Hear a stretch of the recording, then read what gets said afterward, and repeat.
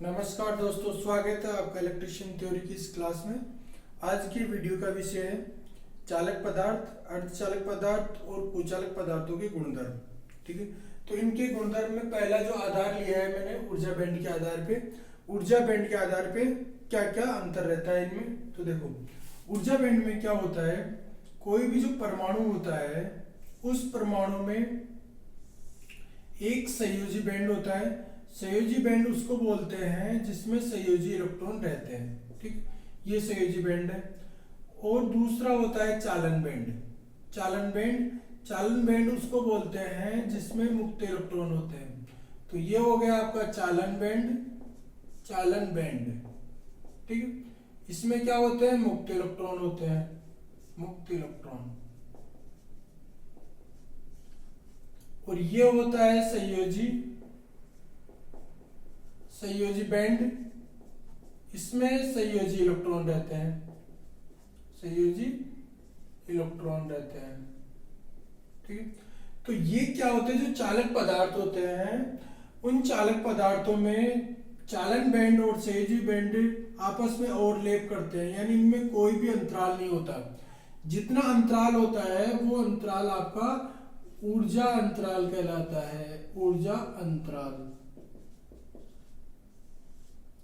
EV, electron volt से इसको प्रदर्शित करते हैं।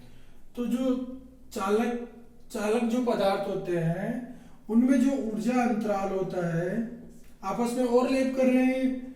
जो ऊर्जा अंतराल होता है वो 0 होता है, इलेक्ट्रॉन वोल्ट। ठीक है, एक बार के लिए मैं इलेक्ट्रॉन वोल्ट के बारे में बता देता हूँ। इलेक्ट्रॉन वोल्ट क्या होता है, एक इलेक्ट्रॉन को 1 वोल्ट से अगर अपन त्वरित करते हैं तो वो कितनी ऊर्जा अर्जित करता है, वो एक इलेक्ट्रॉन वोल्ट कहलाता है। तो 1 इलेक्ट्रॉन वोल्ट बराबर होता है Q मल्टीप्लाई V। तो ये हो जाएगा एक इलेक्ट्रॉन आवेश, Q आवेश है तो इलेक्ट्रॉन पे जो आवेश होता है वो कितना होता है, 1.6 इंटू 10⁻⁻19 कूलम। और इसको वोल्ट से 1 से मल्टीप्लाई करेंगे तो जो ऊर्जा जो मिलेगी वो किस फॉर्म में मिलेगी, जूल के रूप में। ठीक है, तो एक जो इलेक्ट्रॉन वोल्ट जो होता है वो कितना होता है, 1.6 इंटू 10⁻⁻19 जूल। यानी इलेक्ट्रॉन जो वोल्ट होती है ऊर्जा की यूनिट है, लेकिन कम मान की है, ये इससे भी छोटी है। ये आ गया। चालक पदार्थों में क्या होता है, ऊर्जा जो अंतराल होता है वो बिल्कुल नहीं होता, यानी आपस में ओवरलैप करते हैं दोनों बैंड, संयोजी बैंड और चालन बैंड। ठीक है, चालन बैंड कौन से होते हैं, मुक्त इलेक्ट्रॉन, यानी इसमें मुक्त इलेक्ट्रॉन होते हैं। ठीक है, यानी ओवरलैप कर रहे हैं मतलब इसमें मुक्त इलेक्ट्रॉन होते हैं। अब दूसरा, इसमें ऊर्जा अंतराल के आधार पे इसमें क्या होता है, जो अर्धचालक पदार्थ होते हैं उनमें जो ऊर्जा अंतराल होता है, ये जो संयोजी बैंड है, संयोजी बैंड और ये चालन बैंड, इनमें जो ऊर्जा अंतराल होता है वो होता है 5 इलेक्ट्रॉन वोल्ट से कम। अगर ये रहेगा तो ये कौन से होंगे, अर्धचालक पदार्थ होंगे। ठीक है, यानी इनमें जो ऊर्जा अंतराल होता है, ऊर्जा अंतराल कितना होता है इनमें, 5 इलेक्ट्रॉन वोल्ट से कम। ठीक है, देखो इसके उदाहरण के रूप में मैं ले लेता हूं एक बार के लिए। जैसे आपका सिलिकॉन है, अर्धचालक पदार्थ है सिलिकॉन, इसका जो इलेक्ट्रॉन वोल्ट होता है 1.1। जर्मेनियम का होता है, जर्मेनियम का होता है 0.67 इलेक्ट्रॉन वोल्ट। एग्जाम में पूछा जाता है ये। ठीक है, यानी अगर अपन इतनी ऊर्जा से इसको चार्ज करेंगे तो ये क्या बनेगा, चालक बन जाएगा, ये जर्मेनियम और सिलिकॉन। ठीक है, सिलिकॉन के लिए, जर्मेनियम के लिए ये। ठीक है, अब देखो इसमें क्या होता है, चालन बैंड के आधार पर इसमें क्या होता है, जो ऊर्जा अंतराल है, ऊर्जा अंतराल, इन दोनों बैंडों के बीच में जो गैप होता है उसको ऊर्जा अंतराल बोलते हैं। ये होता है आपका 5 इलेक्ट्रॉन वोल्ट से अधिक होता है। ठीक है, ये जो गैप होता है ऊर्जा अंतराल का, जो गैप होता है दोनों के बीच में, वो 5 इलेक्ट्रॉन वोल्ट से अधिक होता है ये। तो इसमें ऊर्जा अंतराल क्या हो जाएगा, ऊर्जा अंतराल 5 इलेक्ट्रॉन वोल्ट से अधिक। ठीक। अब देखो इनके लिए एक कॉमन एग्जांपल लेता हूं मैं, कार्बन। कार्बन के जो अपर रूप है, अलग अलग प्रकार के अपर रूप है, उनसे आपका जो इलेक्ट्रॉन वोल्ट वाली जो थ्योरी है वो समझ में आ जाएगी। देखो कार्बन का एक अपर रूप है, कार्बन के अलग अलग अपर रूप है। कार्बन का जो एक अपर रूप है वो है ग्रेफाइट। ग्रेफाइट, ठीक।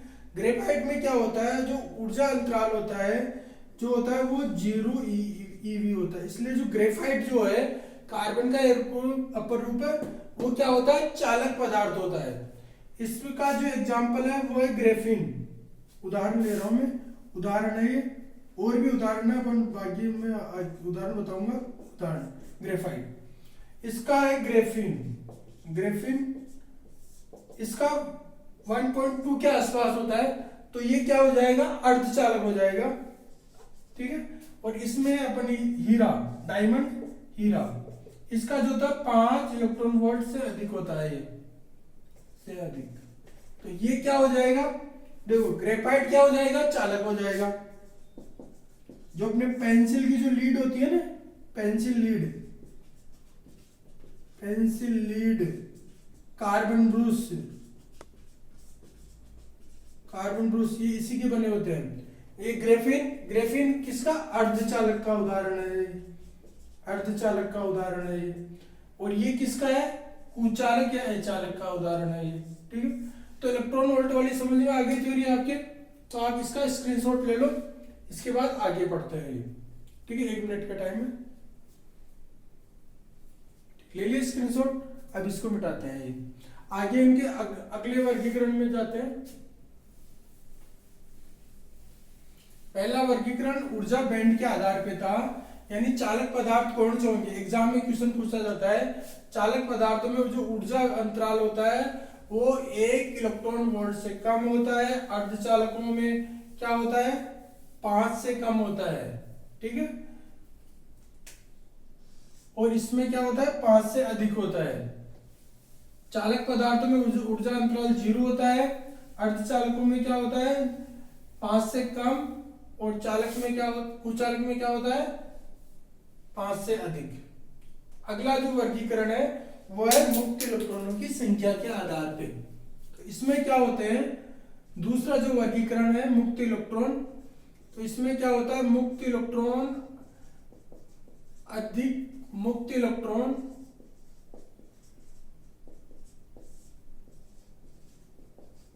अधिक पाए जाते हैं। जो चालक पदार्थ होते हैं उनमें मुक्त इलेक्ट्रॉन अधिक होते हैं, ठीक है। मुक्त इलेक्ट्रॉन वो होते हैं जो किसी स्थायी कक्षा में केंद्रक की ओर चारों तरफ चक्कर नहीं लगाते और प्रबल बल से बंधे नहीं रहते, केंद्रक से बंधे नहीं रहते, वो मुक्त इलेक्ट्रॉन होते हैं। इसमें क्या होता है, मुक्त इलेक्ट्रॉन डोपिंग पे निर्भर करते हैं, आप इसमें कौन सी चीज मिला रहे हो, और तापमान पे निर्भर करते हैं। इसमें जो मुक्त इलेक्ट्रॉनों की संख्या है, मुक्त इलेक्ट्रॉन डोपिंग एवं तापमान पर निर्भर करेंगे, तापमान पर निर्भर करते हैं। इसमें क्या होते हैं, मुक्त इलेक्ट्रॉन होते ही नहीं है, ठीक है। जिस पदार्थ में मुक्त इलेक्ट्रॉन नहीं होंगे वो कुचालक पदार्थ होंगे। इसमें क्या होता है, मुक्त इलेक्ट्रॉन नहीं, मुक्त इलेक्ट्रॉन नहीं होते हैं, यानी इसका अष्टक पूर्ण होता है। इसकी जो अष्टक होता है ना, अष्टक पूर्ण होता है इसमें, ठीक। बाह्य कक्षा पूर्ण रूप से भरी हुई रहती है और इसके इलेक्ट्रॉन प्रबल रूप से केंद्रक से बंधे रहते हैं, ठीक। इसके बाद आगे अगला जो वर्गीकरण है वो है प्रतिरोधकता के आधार पर। प्रतिरोधकता, देखो प्रतिरोध क्या होता है, विद्युत धारा में रुकावट। प्रतिरोधकता क्या होता है, उस पदार्थ का गुण होता है ये। तो इसमें क्या होता है, इसकी जो प्रतिरोधकता होती है 10⁻⁸ से 10⁻⁶ ओम मीटर तक होती है। ये एग्जाम में क्वेश्चन पूछा जाता है, ठीक है। इसकी जो प्रतिरोधकता होती है वो होती है 10⁻⁵ से 10⁻⁶ ओम मीटर।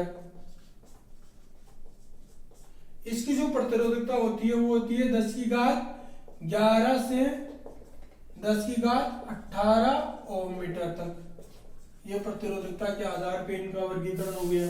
ठीक है, इसके बाद अगर अपन बात करते हैं चालकता के आधार पे, चालकता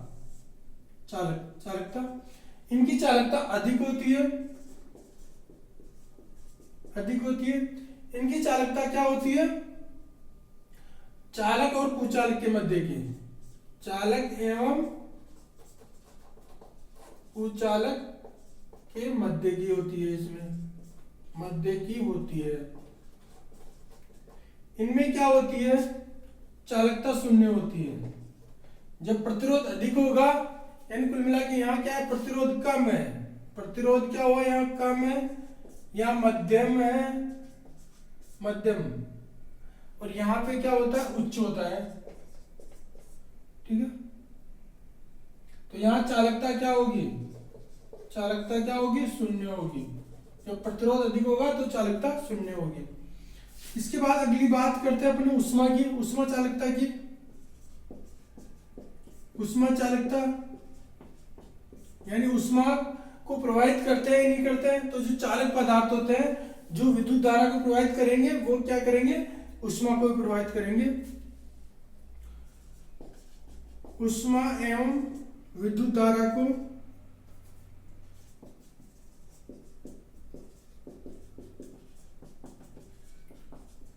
आसानी से प्रभावित होने देते हैं। ये क्या होते हैं,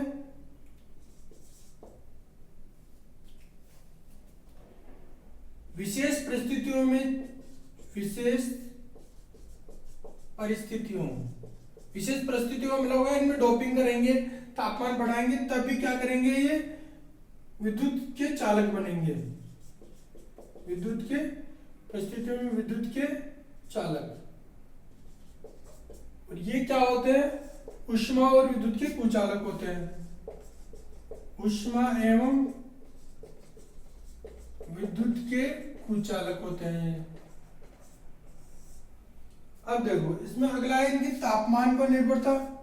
तो इनका जो होता है धनात्मक तापमान गुणांक होता है, धनात्मक तापमान गुणांक। इसका मतलब यह है जैसे जैसे आप तापमान बढ़ाओगे, तापमान अगर आप बढ़ा रहे हो तो क्या होगा, प्रतिरोध भी बढ़ेगा। ठीक है, इनमें ये धनात्मक तापमान गुणांक होता है, यानी प्रतिरोध बढ़ता है, और यहां पे क्या होता है, प्रतिरोध तो बढ़ता है और चालकता कम होती है, चालकता कम होती है तापमान बढ़ने पर, तापमान वृद्धि है इसका मतलब। इसमें क्या होता है, ऋणात्मक तापमान गुणांक होता है, ऋणात्मक तापमान गुणांक। ठीक है, इनमें क्या होता है, अगर आप तापमान में वृद्धि कर रहे हो, तापमान में वृद्धि करोगे तो प्रतिरोध में कमी होगी, प्रतिरोध कमी और चालकता में वृद्धि, चालकता में वृद्धि होगी। ठीक है, ये क्या होते हैं, ये तापमान पर निर्भर नहीं करते, तापमान से इस पे ज्यादा विशेष परिवर्तन नहीं आता कुछ चालक पदार्थों में। तापमान में बदलाव से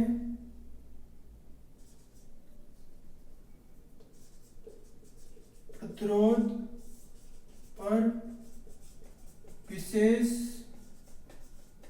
प्रभाव नहीं होता है।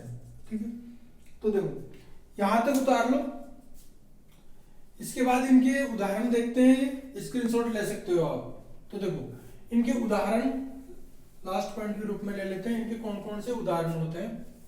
उदाहरण कौन कौन से, एक उदाहरण मैंने कार्बन का दे दिया। कार्बन तीनों रूप में होता है, जिसके अलग अलग अपर रूप होते हैं, वो अपर रूप अलग अलग बनते हैं। कुचालक भी होते हैं, चालक भी होते हैं, अर्धचालक भी होते हैं। तो देखो उसके उदाहरण क्या है। उदाहरण चालक जो भी अपने इलेक्ट्रिसिटी में काम में आ रहे हैं, वायर काम में आ रहे हैं। ठीक है, तो देखो इसमें सबसे पहला जो चालक है वो है चांदी।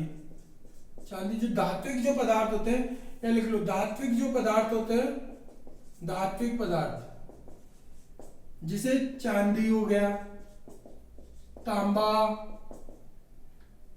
एल्यूमिनियम, लोहा, ठीक है। तो ये आपके चालक पदार्थ के उदाहरण है। अर्धचालक पदार्थों के उदाहरण है आपके जर्मेनियम, सिलिकॉन, ठीक है। और कुचालक पदार्थों में आपके रबर हो गया,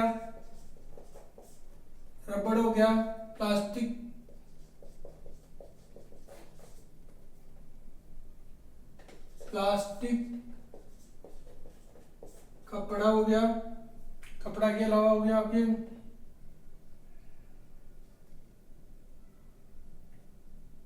लकड़ी,